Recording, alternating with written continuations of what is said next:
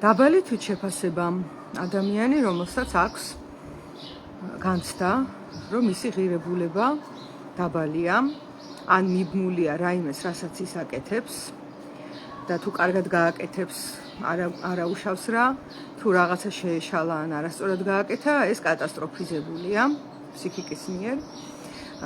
დაბალი თვითშეფასება ასევე ვლინდება ნარცისიზმით ძალიან ხშირად. ანუ ადამიანი, ვისაც გულის გულში აქვს დაბალი თვითშეფასება, თავს პირიქით წარმოაჩენს ღმერთად და რაღაცა საოცრებად და ესე ცდილობს, რომ გაინეიტრალოს ეს განცდა და ასე შემდეგ. ასევე ინტერნეტში ძალიან ხშირად შეხვდებით დაბალ თვითშეფასებაზე სხვადასხვა ვიდეო მასალას, სადაც აღწერილია ხოლმე სიმპტომატიკა, რომ აი ესე და ესე თუ იქცევი, ან ამას და ამას თუ ამბობ, ესე იგი დაბალი თვითშეფასება გაქვს. და მე ასევე აღწერილია ხოლმე მაღალი თვითშეფასება თუ გაქვს, აი ასე და ასე ამბობ, ასე და ასე იქცევი და ესეთი ვიდეოები მრავლად არის და აქ არის ერთი მნიშვნელოვანი რამ, რაც რჩება ყურადღების მიღმა, როცა დაბალ თვითშეფასებაზე ვსაუბრობთ. რომ ადამიანები, რომლებიც სიტყვაზე მოისმენენ ესეთ ვიდეოებს, სადაც სიმპტომატიკა არის აღწერილი დაბალი თვითშეფასების, აღმოაჩენენ რა საკუთარ თავში და შენიშნავენ ამ სიმპტომატიკას. მერე შესაძლოა ცდილობენ, რომ აღარ გამოავლინონ დაბალი თვითშეფასება. აი მაგალითად, თუ აღმოაჩენენ ხა ასეთ ვიდეოში რომელიმეში, რომ სადაც გეპატიჟებიან ყველგან რომ მიდიხარ და შენი საკუთარი დრო რომ მეორე ხარისხოვანია და თუ ხელი დაგიგინეს რომ გარბი ხარ, ეს დაბალი თვითშეფასების სიმპტომია. ესეთი ადამიანი დაჯდება და ეცდება რომ ყველგან სადაც დაუძახებენ აღარ წავიდეს. და ესეთი განცდა რომ პრობლემა მოგვარებულია, ხო? აბა სიმპტომი მოხსნილია და რაღაცნაირად შეეცდება რომ ეს გააკეთოს. ან თუ მაგალითად ადამიანმა შენიშნა ესეთ ვიდეოში ან სადმე, რომ დაბალი თვითშეფასება აქვს, ან სხვაზე ნაკლებობის განცდა აქვს და ამის ერთ-ერთი სიმპტომი არის მტკიცება, რომ სხვაზე ნაკლები არ არის და გამუდმებით ბრძოლა იმისთვის, რომ იყოს ან სხვისი თანასწორი, ან მასზე დომინირებდეს, ეს თუ მოისმინა ვიდეოში, ხო? ბევრია ესეთი სიმპტომები. შეიძლება მე რაღაცა სიტუაცია, სადაც დადგება და დატრიგერდება, რომ აი ხა დაამტკიცოს, რომ არ არის სხვაზე ნაკლები და სხვაზე მაგარი ტიპია. შეიძლება აღიქვას ეს და გაჩერდეს. მაგრამ ეხა ისმის კითხვა, რომ ქცევები შეიძლება შეცვალოს ზოგჯერ, მაგრამ მართლა მოეხსნა ამას თვითშეფასების სირთულე? მართლა აეწია თვითშეფასება, თუ ეხლა ისწავლა ამან ქცევა ისეთი, რომ აღარ შეეტყოს უბრალოდ, რომ თვითშეფასება აქვს დაბალი, მაგრამ შიგნით განცდა შეიცვალა? არა მგონია. და მეცაც გეტყვით, გართულდა ამ განცდაზე გასვლა, ვაიმე რა გინდა? ჩემთვისაც მოულოდნელი იყო ესე სახეში რომ შემომყეფა. აი. აჰა. ხო და გართულდა ამ განცდაზე გასვლა და ეხა ადამიანი უკვე საკუთარ თავსაც იტყუებს, რომ აი ქცევები შემეცვალა და შესაბამისად მე აღარ მაქვს დაბალი თვითშეფასება, შეიძლება ესე აღიქვავს. ან ესე აფასებს თავის თავს. თუმცა რეალურად დაბალი თვითშეფასება, ისევე როგორც სხვა ნეგატიური განცდები, გრძნობაა და არა მხოლოდ სიმპტომატიკა. ხო, სიმპტომის ჩახსნით ჩვენ ვიცით, სიცხეს დაიგდებ, მაგრამ ეგ არნიშნავს, რომ ვირუსი მოკვდა ან ინფექციამ გაიარა, ხო, სიცხე რო დაიწევს, აი ეს ვარიანტია. აბა მაშ რა ვქნა, ისმის კითხვა. აი შევნიშნე, რომ მაქვს თვითშეფასების პრობლემა, ან მაქვს, არ ვიცი, სხვაზე ნაკლებობის განცდა, ან მაქვს გენდერული ნიშნით სხვაზე ნაკლებობის განცდა და ასე შემდეგ. ჯერ აღსანიშნავია, რომ თუ ეს შენიშნე, უკვე ძალიან მაგარია. ძალიან რთული შესამჩნევია განსაკუთრებით იმ პირობებში, როცა მტკიცება მიდის, რომ ეს ასე არ არის. და გარემოც ითხოვს, რომ რას ქვია შენ ესე იგრძნო თავი, არ უნდა იგრძნო ეგრე და ადამიანებმა იციან, რომ ეხა თანასწორობა, თავისუფლება ეს ყველაფერი მნიშვნელოვანია და ასევე ღირებულება ადამიანისა თვითშეფასება და თავდაჯერება და ყველამ ვიცით თეორიულად რა როგორ უნდა იყოს. და ეს როგორ უნდა იყოს, რომ დომინირებს, თამაში მიმდინარეობს, რომ ეგრეა. და აბა რა ვქნა, თქვათ, გამოვფხიზლდი ამ თამაშისგან და აღვიქვი, რომ პირობითად 50 self-ს რო ვდებ Facebook-ზე და ხან ასე რომ აქვს თვალები, ხან ასე რომ აქვს, მერე ესე მაქვს, მერე ესე მაქვს თვალები, არ ვიცი.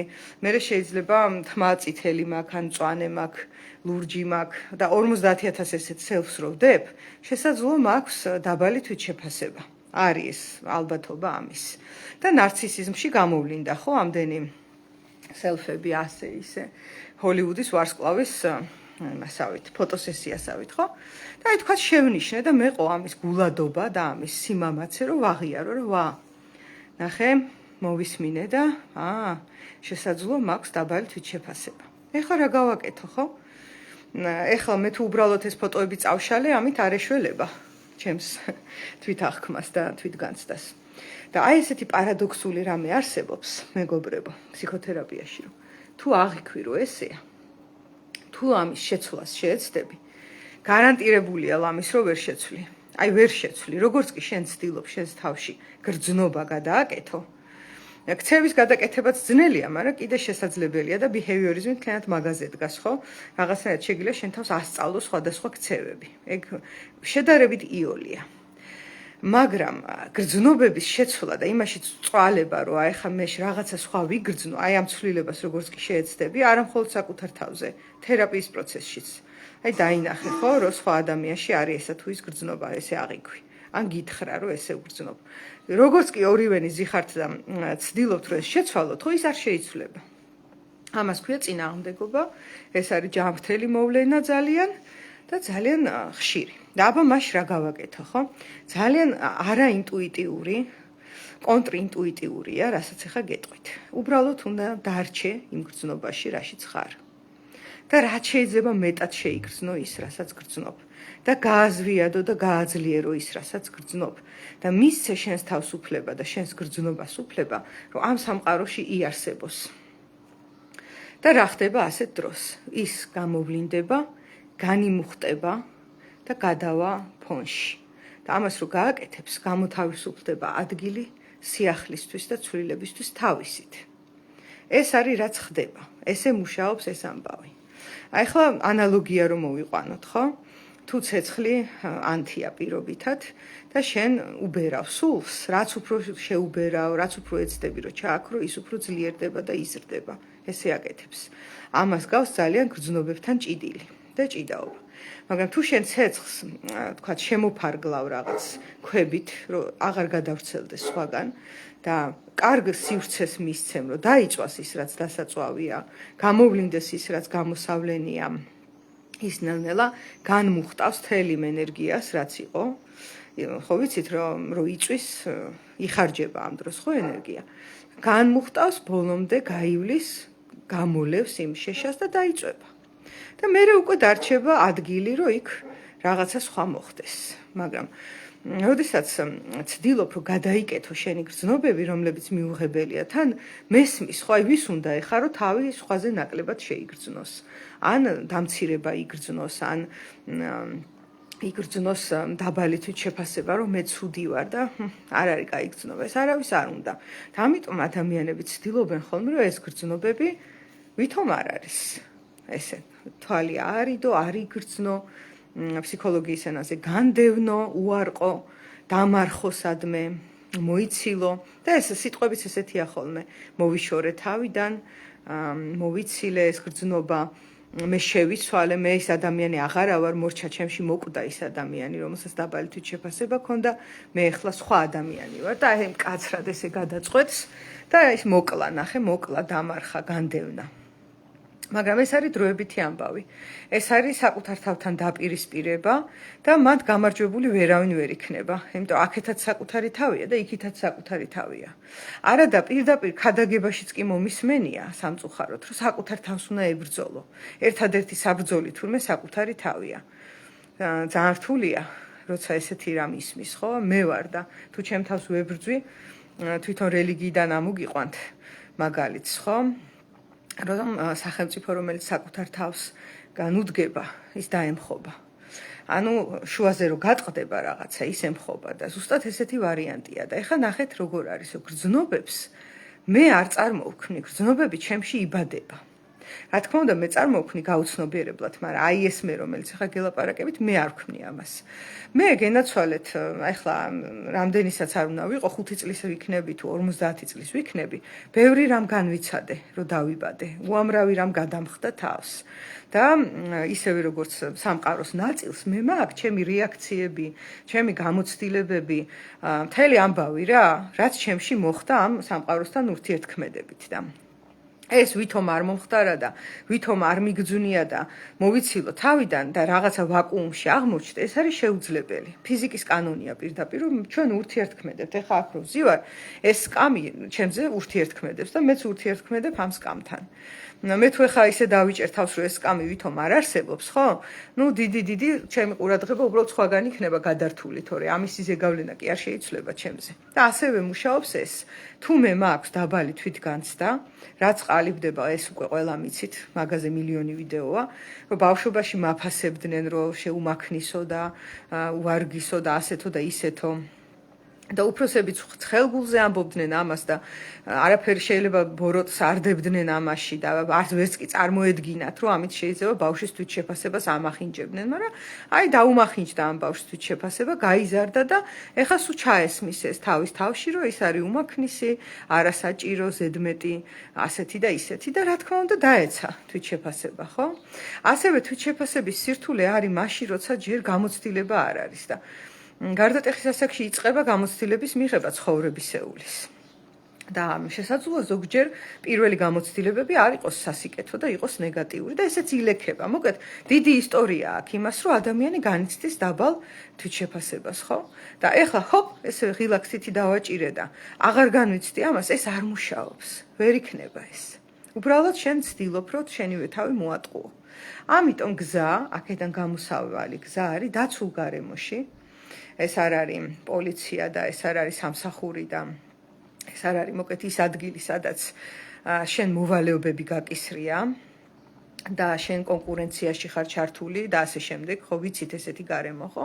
და არის გარემო, რომლის შემოქმედიც თვითონ ადამიანია, სულ მინიმუმ 50%-ით, სადაც შენ გიღებენ, მიღებული ხარ, არ გემუქრებიან, არ გსჯიან, არ გარცხვენენ. ანუ ასეთი შეიძლება ერთი ადამიანი იყოს ზოგჯერ, მაგრამ ეგეც საკმარისია. და აი იქ უნდა შეეცადო რაღაცნაირად და დარჩე იმ გრძნობასთან, რაც არის, რაც არ უნდა ცუდი, მიუღებელი და არასწორი გრძნობა იყოს, იმიტომ რომ დამიჯერეთ რა, სოლომონის ბეჭედისა არ იყოს, გაივლის. აუცილებლად გაივლის. ერთადერთი რამ სჭირდება მას, რომ სრულად შეიგრძნო და სრულად გამოხატო.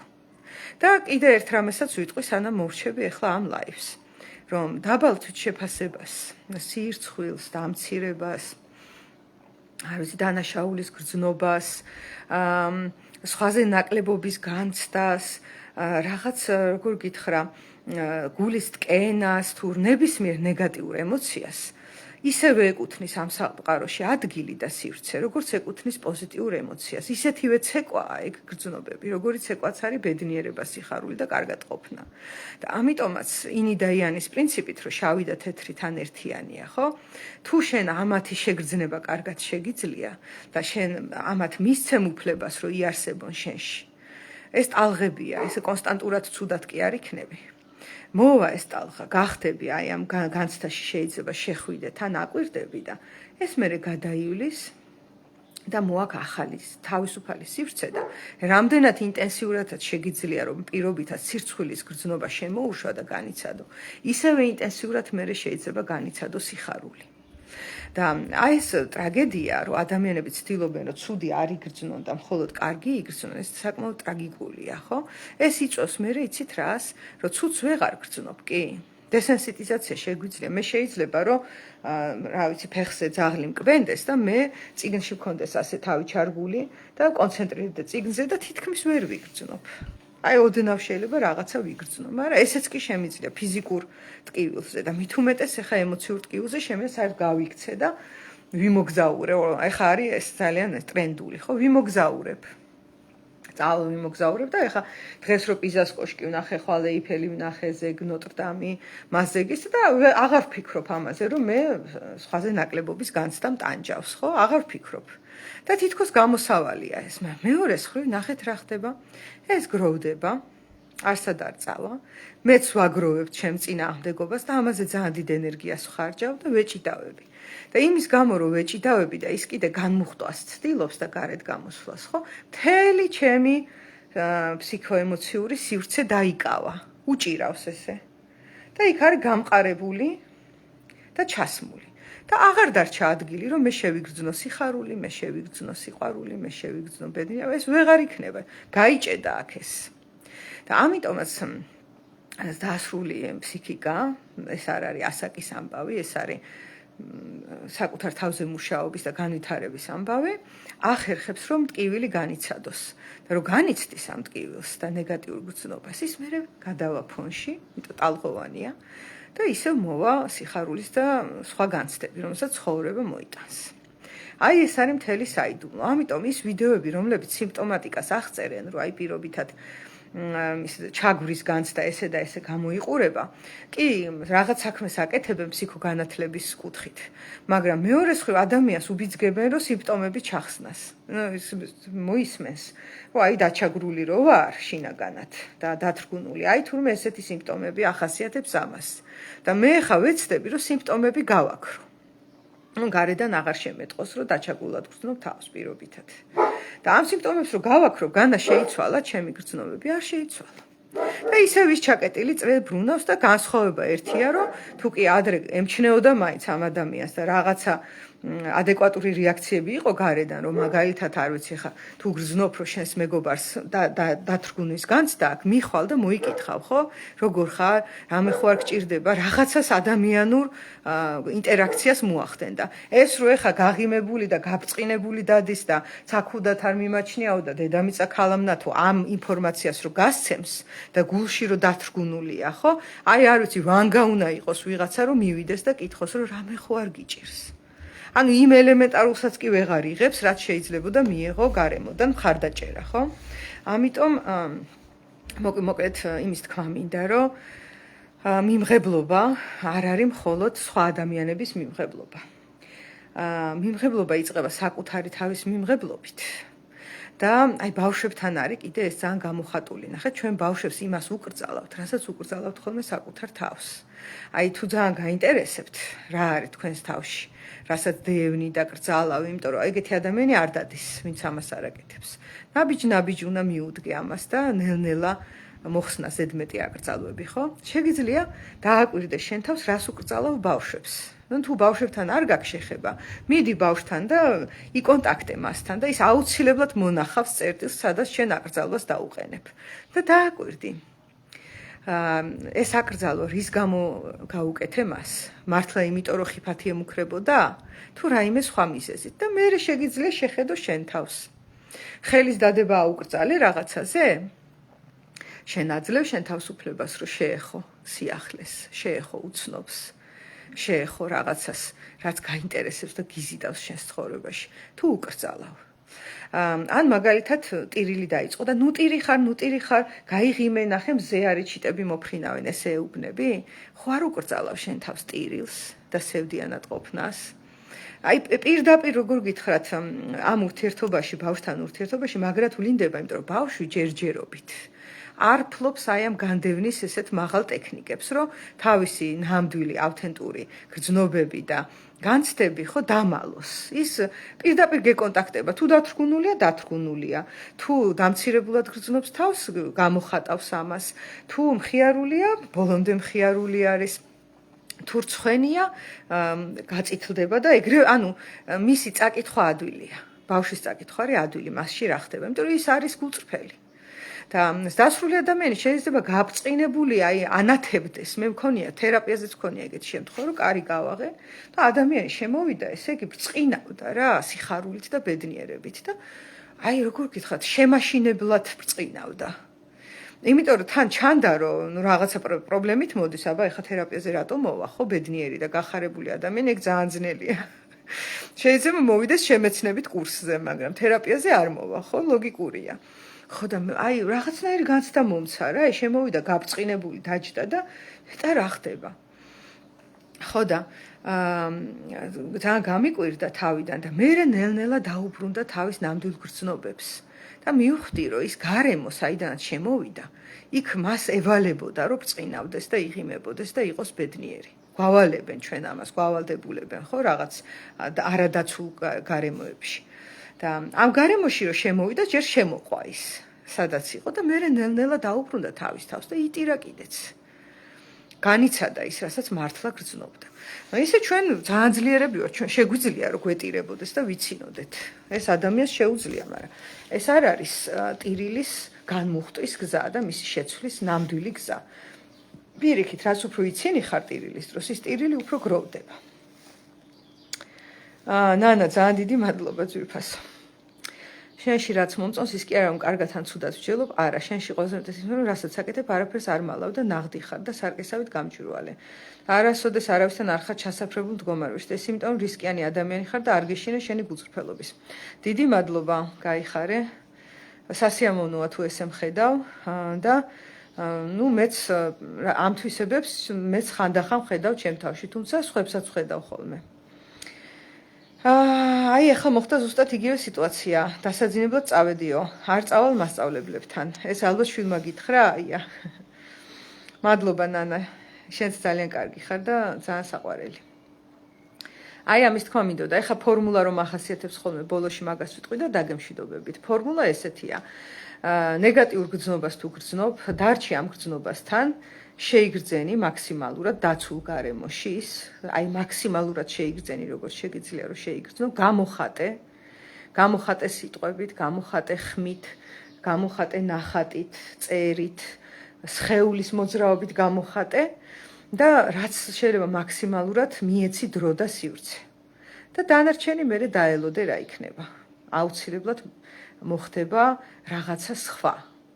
და თუ შეეცდები რომ შეცვალო, გადააკეთო, არ იგრძნო, მოიცილო და ასე შემდეგ, ეს ნაცადია უკვე, აი 21 საუკუნეა და მეტი ადამიანები ასეც ცდილობენ გამკლავებას, ანუ არავინ არ მოკვდება არც ეგრე, შეგიძლია ეგრეც იცხოვრო, უბრალოდ ძალიან დიდ ენერგიას წაგართმევს ეს და ასევე დაეცემა დადებითი გრძნობების და ემოციების აღქმაც.